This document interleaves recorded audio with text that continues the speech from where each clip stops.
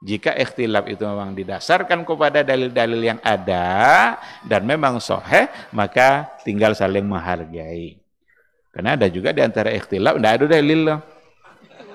Hanya ikhtilaf jadinya. Jadi yang ikhtilaf itu biarlah kita tempatkan pada masalah ikhtilafnya, tapi yang tidak ikhtilaf jangan diikhtilaf-ikhtilafkan. Ketika ini tidak ada dalil, ini ada dalil, yang ada dalil ini harus diikuti. Disitulah kita tidak boleh fanatik dengan satu mazhab. Yang kadang-kadang orang juga salah paham dengan bahasa jangan fanatik dengan mazhab. Dikiranya kita membenci mazhab. Ini perlu dipahami baik-baik ini. Jangan pernah membenci ulama mazhab. Mereka ulama-ulama besar yang membantu umat Islam ini dalam memahami agama. Tetapi agama tetaplah berdasarkan kepada dalil, bukan berdasarkan kepada aqwalul mazahib.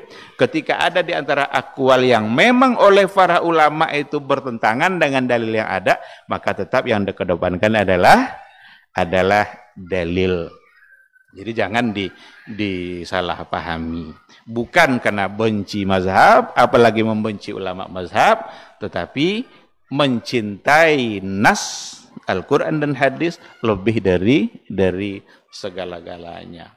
Karena ya itu patokan kita dalam beragama. Dan ketika kita meninggalkan satu pendapat karena memang pendapat itu oleh kebanyakan ulama bertentangan dengan dalil yang ada, bukanlah berarti kita sedang melecehkan atau sedang menghina ulama ini. Bukan.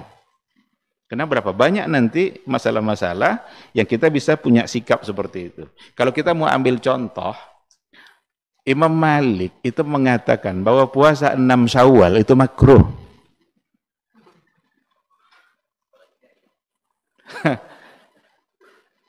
Itu dalam mazhab Maliki ada dikatakan seperti itu. Sekarang kalau kita tinggalkan pendapat itu, kita ambil yang lebih kuat berdasarkan pada hadis, apakah kita sedang membenci Imam Malik? Tidak. Sama sekali tidak. Cuma ini kita tidak pakai karena ada dalil yang lebih kuat, bukan menurut kita, menurut ulama yang lain. Ini kadang disanding-sanding, mana hebat ustaz kalian atau Imam Maliknya? Enggak masuk citur dah. Enggak bisa dibanding-bandingkan seperti itu. Karena yang mengatakan itu bukan kita. Kita tidak mustahid, kita cuma sekadar talibul ilmi, bahkan tuwailibul ilmi. Tuwailib itu kalau talib dulu agak kadang segini, kalau tuwailib itu anak-anak TK.